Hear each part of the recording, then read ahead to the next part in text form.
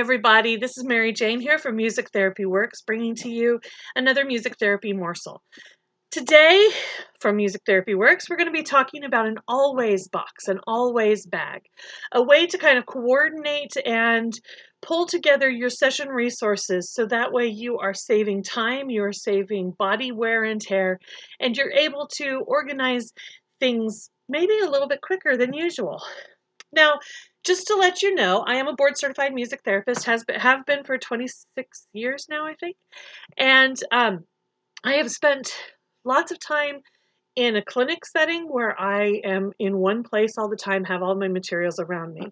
But I also have spent several years as an itinerant therapist, moving from session to session, building to building, place to place, and really having to coordinate materials and keep track of things as much as possible. And so I've come up with a system that I use, and there'll be more discussion about that system as these morsels develop. But right now, what we're going to talk about is the always bag or the always box. Now, I like boxes.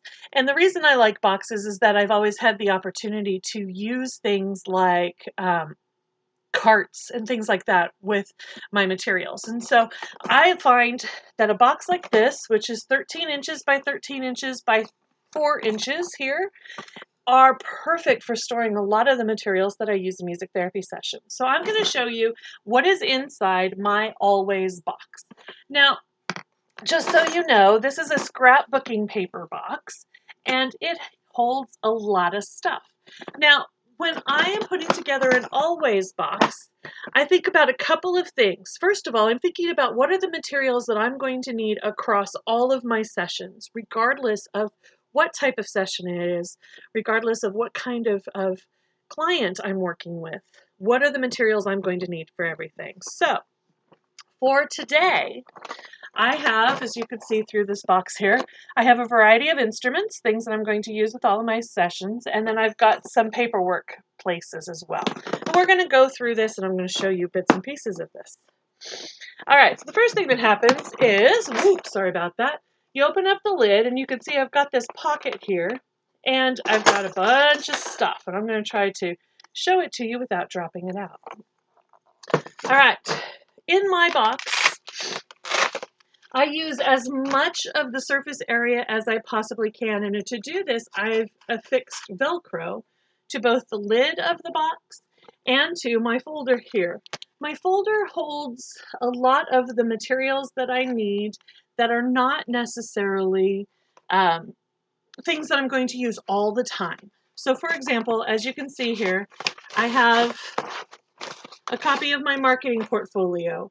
Ooh, it's upside down. I have a copy of my marketing portfolio, something that shows people who I am. So that way, if I happen to come across somebody who's interested in music therapy, I have my packet already ready with my business card, with my Vita, with my budget list, with all the things that I want them to know about music therapy and about me as a music therapist. And so I keep that in my always bag because I always have it with me.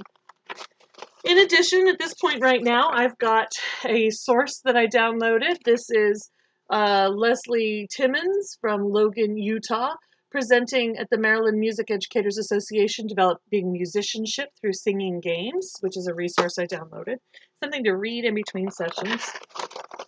In addition, I have something I just absolutely cannot live without having right around me, which is a bunch of different Post-it notes of different sizes and shapes and colors. And this is so that way I can do things like spontaneously mark keys to the keyboard or other such things. So that's the lid. That all sits in the lid of my bag. In addition, I have a pen and I have a pencil that I've also Velcroed into the lid of my box. And that way I always know where it is. Okay, now here's some other stuff. So I have my tools here, which includes a couple file folder activities, things that I use with clients for music matching type games, the die cuts that we're going to use during the session. So I've got my visual aids already. We've got some flowers. We're going to sing some spring songs. We've got some butterflies. We've got a paw print talking about different animal tracks and things like that. Then, in addition, I have a variety of instruments in this box. I also, there goes a shaker egg. I have a classroom set of shaker eggs. I have a classroom set of rhythm sticks. I have a classroom set of triangles. I have a classroom set of taps of different kinds. And I have one or two strange instruments. I've got a bird whistle that makes a nice bird tweeting sound, which goes right along with my visual aids here. And I also have this, which is called an ocean's charm. It sounds kind of cool, doesn't it? And then the last item that, I also have a shaker. And the last item that I have here is my iPod, because I'm going to be using my iPod in probably every single session at one point or another. So it's good to have it in my always bag. Okay, so what you see there is enough materials for me to run most of the sessions that I have planned. Not all of the sessions that I have planned, but most of the sessions that I have planned. And those are the sessions that are common across all of my population groups. So everybody's going to be using shaker eggs, everybody's going to be using rhythm sticks, jingle taps, etc., to do spring improvisational work. So I take that particular box into every session that I do. Now, that's not all, though. I also have additional boxes for each one of the types of sessions, and we'll talk more about how we do that in another morsel, because right now this one's getting a little long, and I want to get it out there for you all to see. Thank you so much for watching, and please feel free to comment, feel free to subscribe to my channel, feel free to make any comments that you'd like to make, and I will see you soon with another morsel. Bye.